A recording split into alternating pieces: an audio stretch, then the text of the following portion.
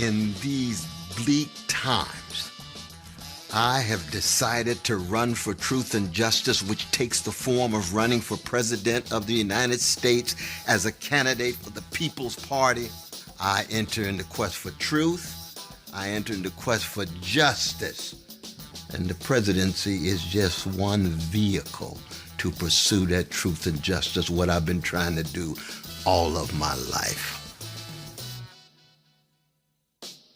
I come from a tradition where I care about you.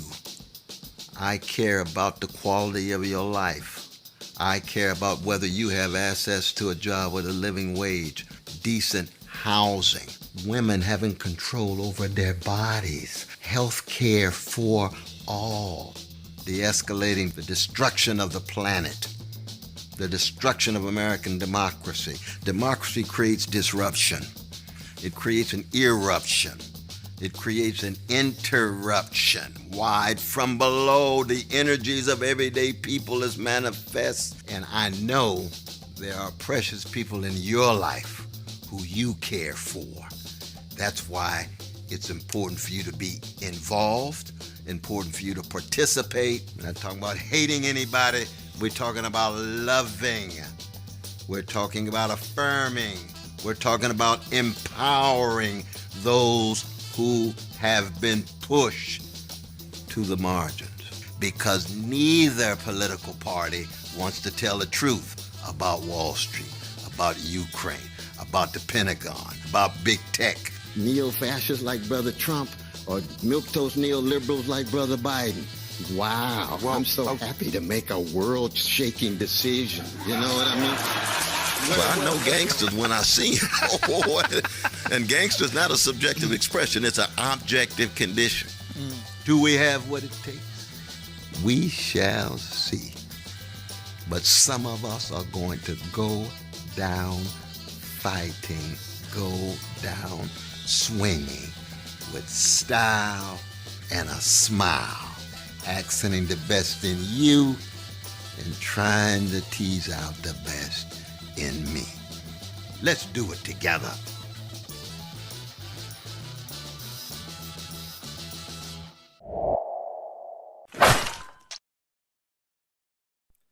What it do, family and friends? So Dr. Cornel West has tossed his hat in to run for the presidency of the United States under the People's Party. You know, my first introduction to Cornel West was when I was 6 years old, 1992. And I was watching the television, and he was having a debate, he was on a panel. And Sister Soldier, our sister, our queen sister, was schooling him about the necessary needs of black people versus programs for black people. Those programs, in all of the programs that I attended, all of the education that I had, college, public, and otherwise, nobody ever told me that I was an African woman. Nobody ever told me what the history of African people were. Nobody ever told me that America is business, and without business you will have nothing and be nothing. And nobody ever told me how to organize business so that I would be able to develop institutions in my own community. So now the sincerity of all of the programs and all of the education has to be questioned, indicted, and convicted, because the bottom line is that America is not and has never tried to produce African adults who are functional, self-sufficient, who understand their politics, their economics, and their relationship to the world politics and the world economics. America is unified with the NAACP, the Urban League, and the traditional We Shall Overcome civil rights leaders of the 50s and 60s that have been all but abandoned and ignored by younger people, Sister Soldier included. I think that the dice are loaded, and that's what's left out of Mr. Brown's piece. See, there was a period of time in this country after Reconstruction where African people owned a lot of land, owned a lot of businesses, and did a lot of things. But what happened was the American government, the Ku Klux Klan, and other organizations organized in smashing that effort. So it's not that we haven't tried to own lands and have not organized businesses. It's that if you are African in America, or in Latin America, or in the Caribbean, or in the continent, you will be hunted no matter what you do, because they do not want us to survive and become self-sufficient. And you can say no, but you haven't lived this life. You haven't lived this life. And to be happy. food I'm and talking shelter. about that. All right. Now, to paraphrase Senator Bradley of New Jersey, the state from which your piece was. Senator Bradley gets much right when he talks. He does, and he, among other things, and he's not claiming to be particularly original with the observation, we can't get there unless we go together. I have a terrible feeling that behind me are some people who do not agree. Senator Bradley of the all-white United States Senate said we can't get there unless we all go there together. Sorry, none of us are where he is. That's number one. Number two, you're making a moral appeal to a country that doesn't have a moral conscience. The question becomes that when white people feel serious and angry and upset about abortion, they come out in the thousands up to the millions to say, this is what we believe about abortion. Where is the white outcry against white racism that murders African people all around this entire globe? It doesn't exist. So who are these white good people? I want to meet them. I want to see them. I feel it's not enough. But that might be all we can get. And guess what? I don't work with all I can get. What I work with is what I have. Listen, you have to have some confidence in the power of African people amongst ourselves to establish a foundation. We have. We have. We have utter chaos in our cities, and you got There's to no see black that. institution we You can build? can have a program. I'm not saying we've built a lot of institutions, and those institutions have not been effective. The majority of millions of African youth in this country are dying mentally, dying spiritually, dying emotionally, dying academically, and you may have a program, Mr. Brown may have a program, but what we got to talk about is an American government that tracks millions of African people who don't go to your program, don't go to Brown's program, millions of African people, not only here, but all around the world, and if we are not honest enough to say who are our friends, who are our enemies, to know what a friend is, to know what an enemy is, we will constantly be trying to get into people's parties, to shake our butts with them, to get them to like us, and that's not the question. The question is, what can we build amongst ourselves to secure ourselves from our enemies so that we will be able to survive into the future? Mayor Kelly. It's enough to know that if I walk out Washington, D.C. tonight, some black kid in Washington, D.C. is blowing off another black kid's head for a pair of sneakers because the institutions that we're talking about, not the things that we hold up to say, look, this is one example. The institutions that we're talking about are not saving the minds of those African children. That is the honest truth. None of these Negroes saved me. None of these Negroes didn't help save you. None of them. Listen, you know who saved me? A man named John DeSane in Englewood, New Jersey, who told me who I was, who showed me my history, who told me who my enemies were, who let me know that this was not an easy world, who let me know that this was a cold environment, who let me no, what he's not a part of is dilly-dallying with the minds of African children and letting them know what the real situation is in America.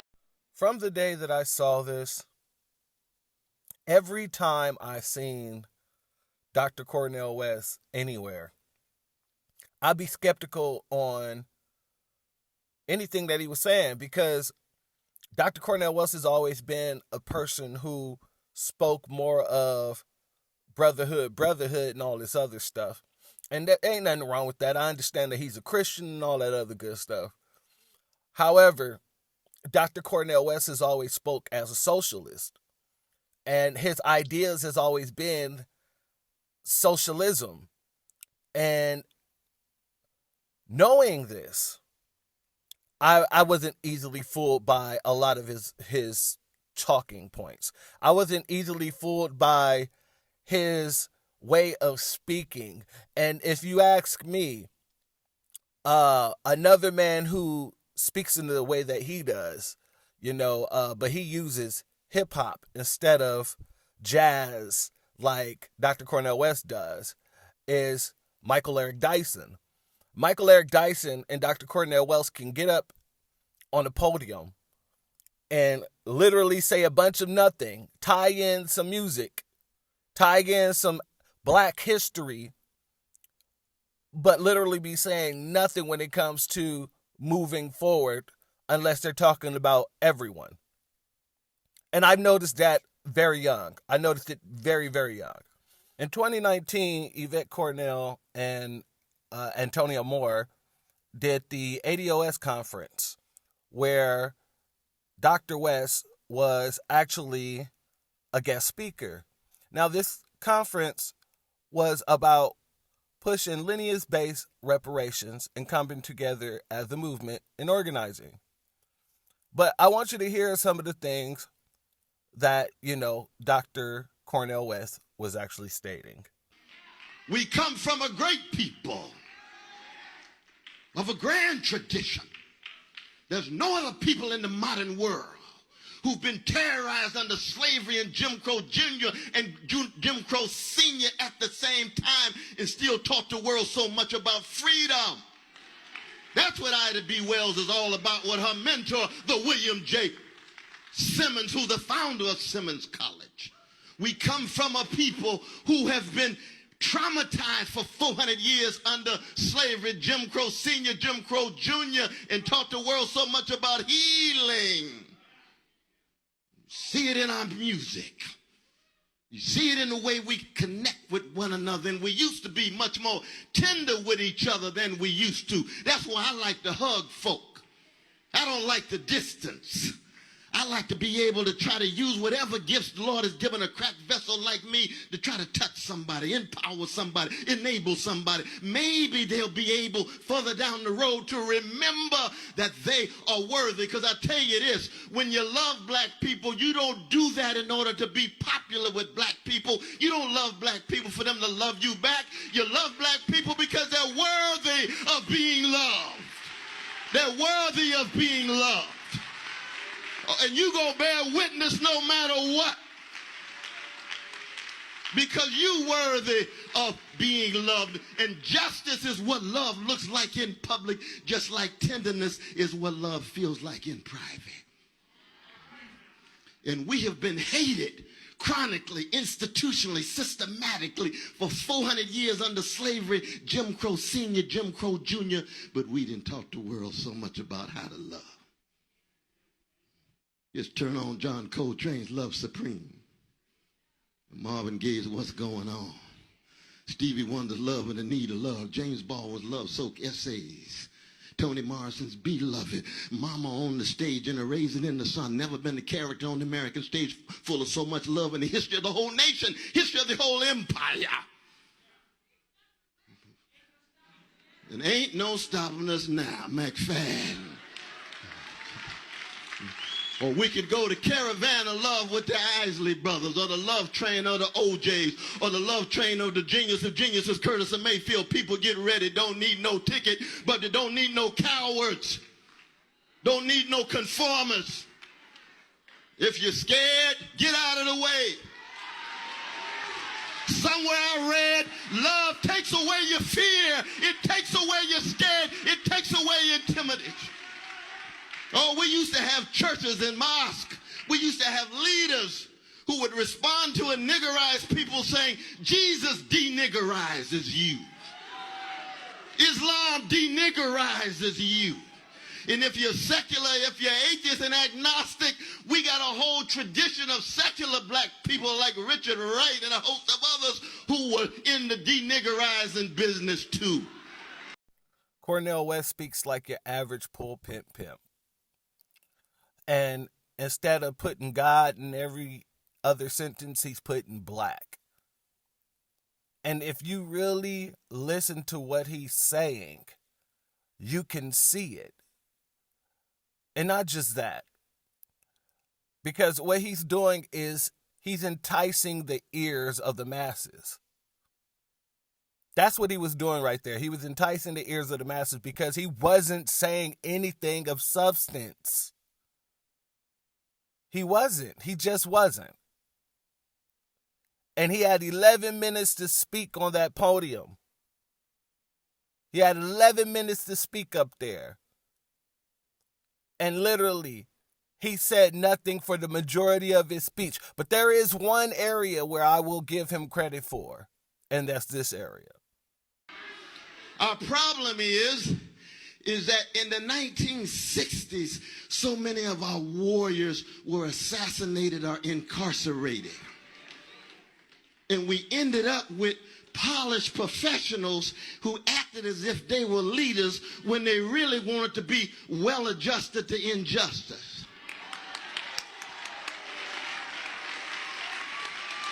Hey! That's like confusing John Coltrane with Kenny G. I love Kenny G. He sounds good, but he know he's not trained.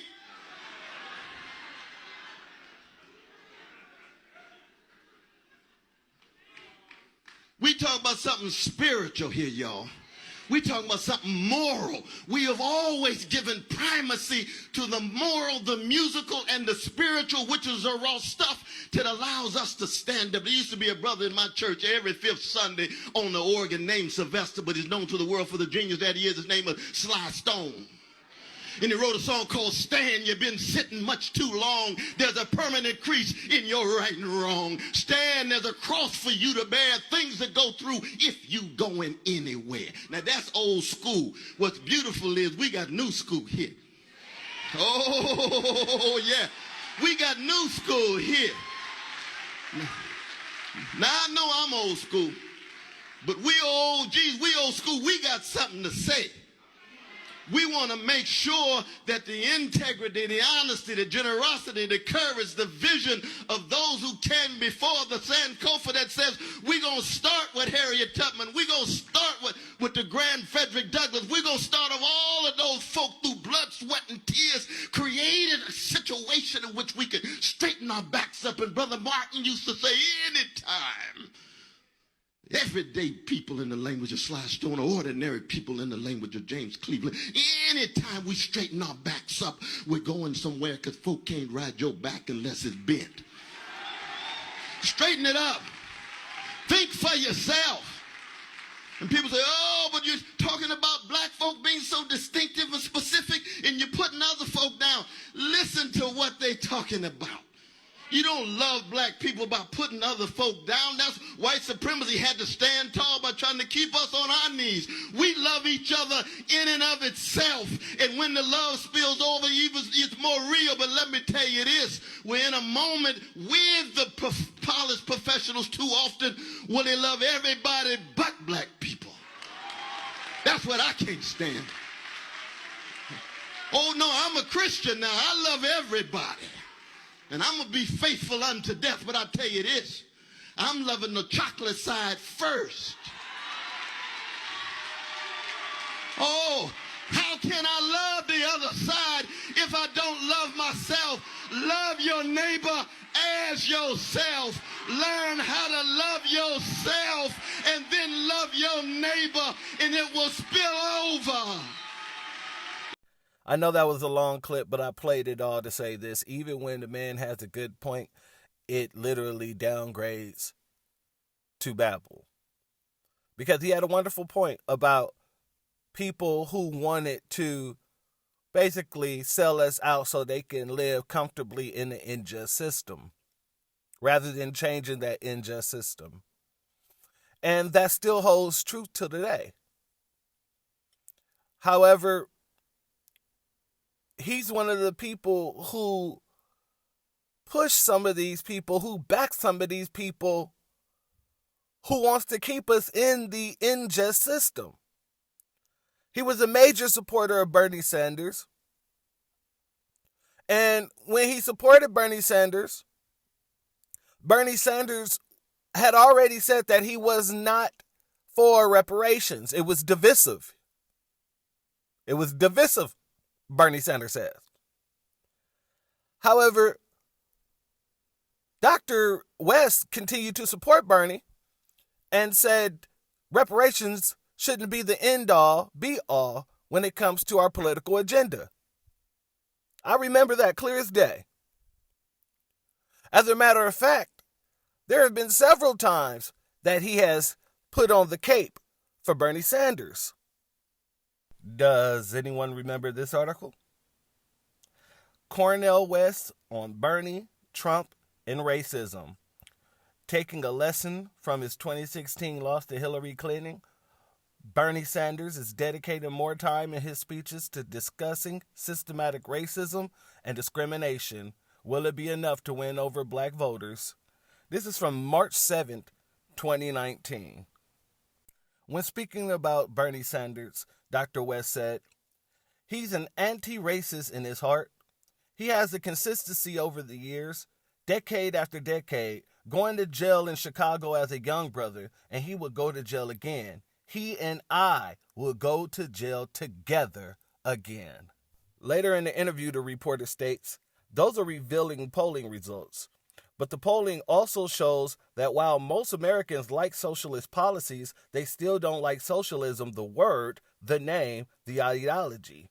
Most Americans still call themselves capitalist. It's still a bit of an uphill struggle, right?"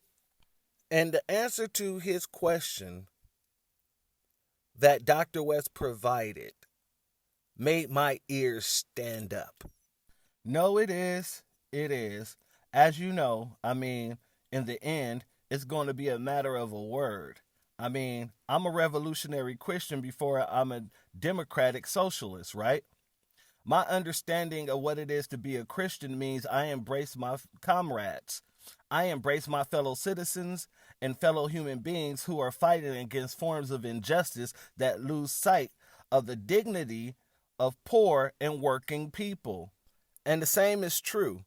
You got a whole host of Malcolm X was first and foremost a Muslim before he was a revolutionary socialist, but he was in the same orientation, even with the stronger critique of empire, as we know. So a lot of people get there in a lot of different ways. And that's one of the things that really gets on my nerves when anybody tried to take Malcolm X and put him into a category in which he doesn't belong.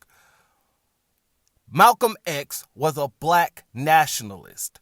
Period, point in black. He was not a revolutionary socialist. He didn't believe in socialist programs. He didn't believe in socialism. What he believed in was bringing economic equity to the people who built this country. He was black first. He didn't speak for Republicans. He didn't speak for Democrats. Malcolm made it very clear what he stood on. So when anybody goes and say things like that about Malcolm, I automatically start writing them off.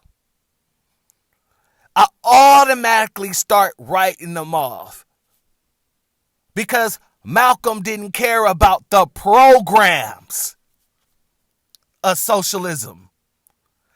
Malcolm didn't care about any of that. What he cared about was bringing economic equity to the people who built this country. Now let's move on to another thing that I noticed about our brother, Cornel West. So when I think of reparations, the important thing for me is not to jump right into the discussion of the issue, but set the framework, because that's what education fundamentally is about. No theory is kind to us that cheats us of seeing. And so the question is, can we really see what the suffering has been for indigenous peoples, black folk and others, then can we feel it, or are we just distant from it and indifferent? And then what are we going to do about it? To see, to feel, to act. All three crucial, each having its own set of dynamics. So when I think about reparations, my fundamental question is, who is interested in a quest for the truth about the history of this country? So in other words, he do not believe in giving lineage-based reparations to our people. No matter what he was speaking at the ADOS conference, no matter how he speaks in front of black people, he don't believe in giving out lineage-based reparations to the descendants of American slaves. He don't. And this isn't the first time that he's made it very clear. He's saying basically in this previous clip that I just showed you that we have to teach people and get people to understand why and all this other stuff. We don't have time for any of that. He's a doctor. He understands the economic situations at hand. He knows what's going on. He's been kicking it with Yvette Cornel, and he's been kicking it with, I don't want to say been kicking it with, but he was literally bringing up Yvette Cornel and Antonio Moore when we were speaking about reparations and why they need to be brought in on the conversation. But now, this last interview, from the last clip, was in February of 2023. This was his response to reparations during Black History Month.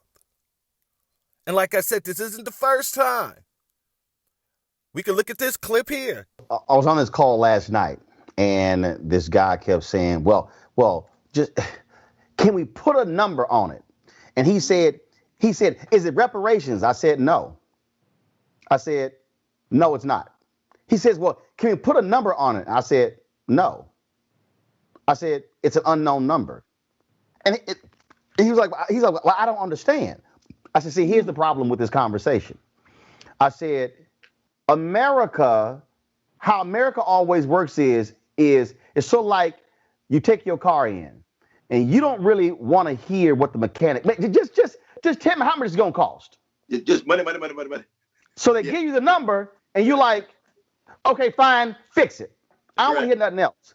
What I explained to them is, I said, you can't put a number on this. And I know Bob Johnson came out, said 14 trillion, and I've seen other reports. I said, the reason I said I'm not going to put a number on it, the reason I'm not going to call it reparations, is because I said, this thing is so deep, it is so pervasive, it is so systemic, that if I put 14 trillion on it, once I get in, I may realize it's 40 trillion. Yeah, 20. I was thinking 28, 45. Yeah. I said, so what you want me to do, you want me to limit. So when we hit that limit, well, you said it was 14. Hey, here's 14. I said, no. I said, because you got to deal with education, you got to deal with housing, you got to deal with health. I started going through all these different categories, and I said, it's not that simple. And I think that's the problem with America. The impatience of America is like, look, just how much is it going to cost for y'all to go away? And I'm saying it ain't that simple to simply say how much is it going to cost. Because, again, I'm sitting here with where do we go from here? Chaos on Community. Ooh, yeah. King said, America, you ain't ready to write that big check. And he didn't put a number. He just called it that big check. No, that's real though, brother. I mean, part of it is people always want to reduce these kinds of issues of such crimes against humanity to just monetary matters, because America is a business culture. It's a market-driven culture. It's a money-obsessed culture. But you are absolutely right to resist it. But I think what you and I would agree is that there's got to be some kind of repair. So some form of reparations is required. And so we're going to have a dialogue. And the dialogue's got to be a robust dialogue. We got to bring in William Gardy. You know what I mean? You got to bring in all the different voice. You got to bring in Sister Yvette and Tone and all the other voices that's been talking about reparations. But at the same time, you see, I want to talk about redistribution of wealth in addition to reparations. Right, see right. I mean? And that's what I'm saying. That's a matter of being a citizen. That's not just a matter of being a descendant of slavery, Jim Crow, Jane Crow. That's just as an American citizen, they have a right to Medicare. That's what Brother Bernie's absolutely right. They got a right to a job with a living wage. They got a right to decent housing, and they got a right to quality education so they can get their minds and souls together to be fortitude, to love and respect ourselves enough to be willing to fight. You heard it for yourself, ladies and gentlemen, boys and girls, children of all ages. He's more concerned with social policies, social programs, the same thing our sister soldier told him back in 1992 was not going to work. Has not and will not work. He's still pushing for those same things. So reparations is not an end-all be-all when it comes to him, he said. But when it comes to us as a black people, it's the end-all be-all. Period. Politically, economically, and everything else. Because we don't have time to waste time. We're going to be economically crippled by 2053. And he knows this. So I wouldn't give a damn if Martin Luther King himself was brought back to life, was resurrected by the Most High, and he decided to say, I'm running for president of the United States of America if he don't bring a reparations package to the table with a transformative black agenda. If you ain't got no reparations package and no transformative black agenda, then you might as well keep dreaming, because you're not going to get put into the White House without us. Period, point, and black. And another thing, just to drive this point home real quick. There was an article in Providence Magazine that claimed that Cornel West argued in his book Race Matters that class-based affirmative action would make more sense than reparations. Yes, you heard me correctly. Class-based affirmative action makes more sense than reparations. But when he's talking to us, he's all more black self-respect, more black self-determination, more black joy, and you can't have either of those without more black love.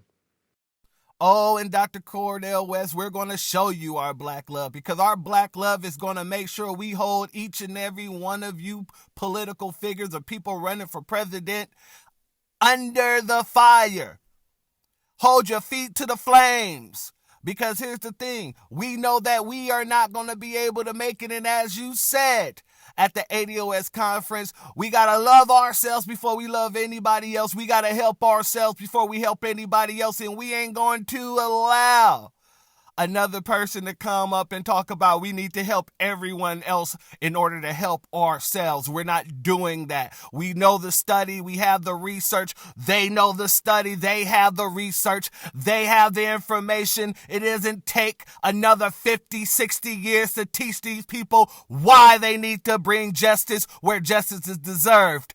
We need our economic equity, and we're fighting for it right now, not later. And if you want to become president, then you need to get on board with what we want, because you're not getting into that office, any of you, DeSantis or any of you, without the black vote.